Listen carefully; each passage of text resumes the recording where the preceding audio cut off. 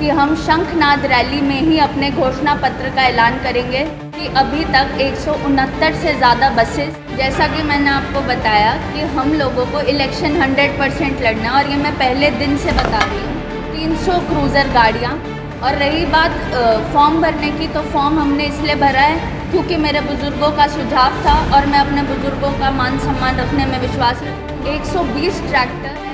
सभी मीडिया साथियों का मैं धन्यवाद करती हूँ और आप सभी को खास आमंत्रण देती हूँ कि आपको 25 अगस्त को बरवाला कपास मंडी पहुँचना है अपनी टीम के साथ, परिवार के साथ, क्योंकि वहाँ पर हम शंखनाद रैली करने जा रहे हैं। उसमें आप लोगों का सभी का स्पेशल इनवाइट है। 25 अगस्त को बरवाला कपास मंडी में हम लोग रैली करने जा रहे हैं,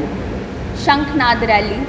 जिसमें अपने क्षेत्र के, बरवाला क्षेत्र का जो हमारा परिवार है वो जुड़ेगा और ये अपनेपन की रैली है जहाँ पे हमें ये महसूस होगा कि हमारा परिवार हमारा साथ कितना ज़ोरों शोरों से दे रहा है।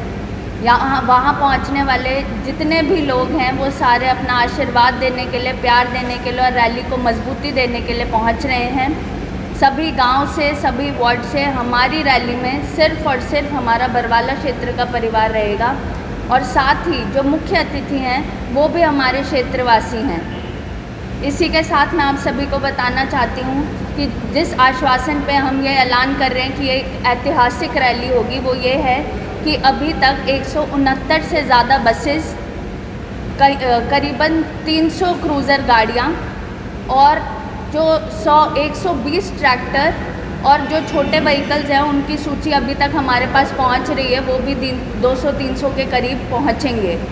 और एक और जो ख़ास बात है कि ट्रैक्टर चलाने में महिलाओं का जो है सहयोग वो बहुत ज़्यादा रहेगा और साथ ही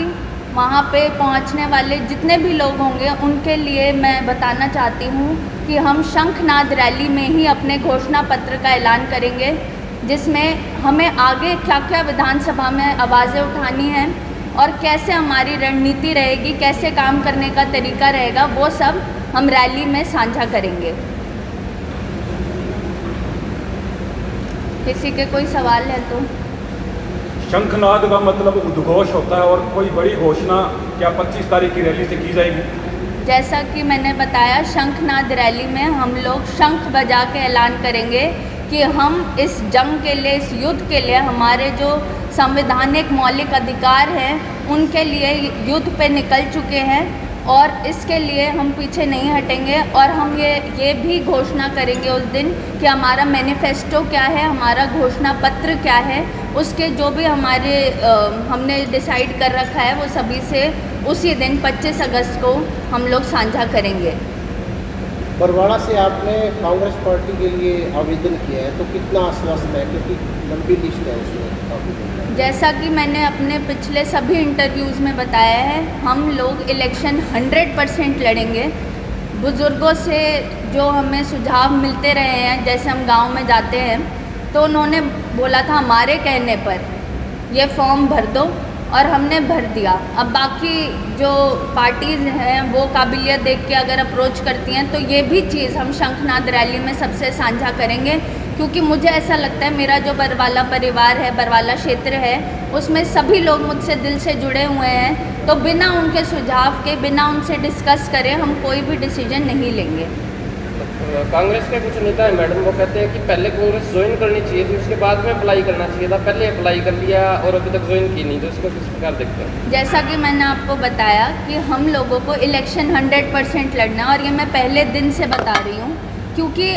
मेरा मानना यह है लोकतंत्र में जनता का प्यार, जनता की ताकत और जनता का सपोर्ट अगर हो तो फिर जो भी प्रतिनिधि है उसको विधानसभा में बैठने का मौका ज़रूर मिलेगा।